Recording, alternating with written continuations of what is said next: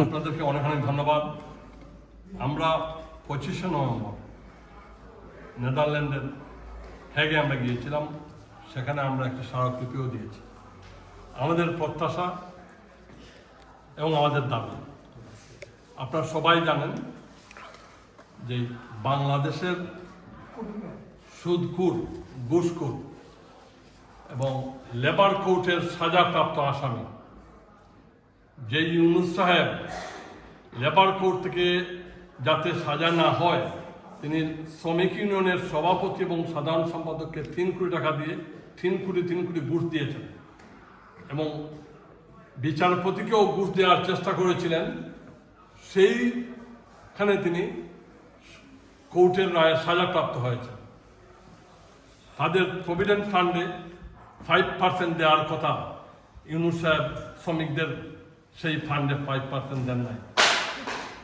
Doctor Yunus একজন মানি launder, convicted আসামি।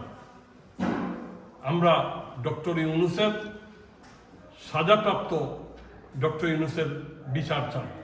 আরও আমাদের বিচার, গত জুলাই এবং আগস্ট মাসে এই ডক্টর ইউনূস এবং নজরুল গ্যাংরা, তথাকথিত সমন্বয়ক গ্যাংরা, তারা মানুষকে খুন করেছে, মানুষকে হত্যা করেছে এবং এখনো মানুষকে হত্যা করা হচ্ছে। হাজার হাজার আওয়ামী লীগ নেতাকর্মীদেরকে হত্যা করেছে, আমাদের হাজার হাজার পুলিশ বাহিনীদের, পুলিশদেরকে হত্যা করা হয়েছে, ধর্মীয় সম্প্রদায়ের হাজার হাজার লোকদেরকে হত্যা করা হয়েছে।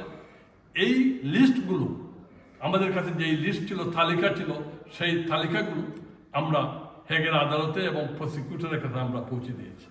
আমরা বিশ্বাস করি গত কয়েকদিন ধরে যে ধর্মীয় সম্প্রদায়ের লোকদেরকে হত্যা করা হচ্ছে এবং চিন্ময় কৃষ্ণ ভট্টাচার্যকে যে গ্রেফতার করা হয়েছে এবং ধর্মীয় সম্প্রদায়ের বাড়িঘর জ্বালিয়ে দেওয়া হচ্ছে এবং ব্যবসা বাণিজ্য জ্বালিয়ে দেওয়া হচ্ছে, আমরা সেই অভিযুক্তে ডক্টর ইউনূস সহ কেয়ারটেকার গভর্নমেন্টের নজরুল গ্যাং সহ, আসিফ নাহিদ সহ, হাসনাত এবং সার্জিস সহ সবাইকে আমরা অভিযুক্ত করে আমরা বিচার চাই হেগের আদালতে।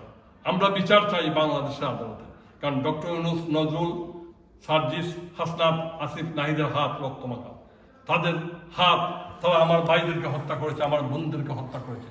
এমনকি একটি প্রেস কনফারেন্সে হিন্দু, বৌদ্ধ, খ্রিস্টান সম্প্রদায়ের লোকরা বলেছেন তারা মহিলাদেরকে রেপ করেছেন। তারা সেই নাম দিয়ে আমরা বিভিন্ন আদালতে, বিভিন্ন আন্তর্জাতিক সংস্থায় আমরা সেই জিনিসগুলো আমরা পৌঁছে দিয়েছি। আমরা বিশ্বাস করি তারা বাংলাদেশকে অশান্ত করতে চায়।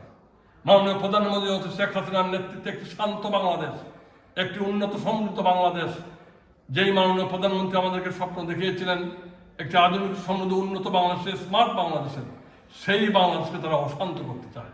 ডক্টর ইউনূসের নেতৃত্বে এই নজরুল গ্যাংরা, এই সমন্বয়করা বাংলাদেশের নাম বদলে দিতে চায়, মুক্তিযুদ্ধকে তারা বদলে দিতে চায়।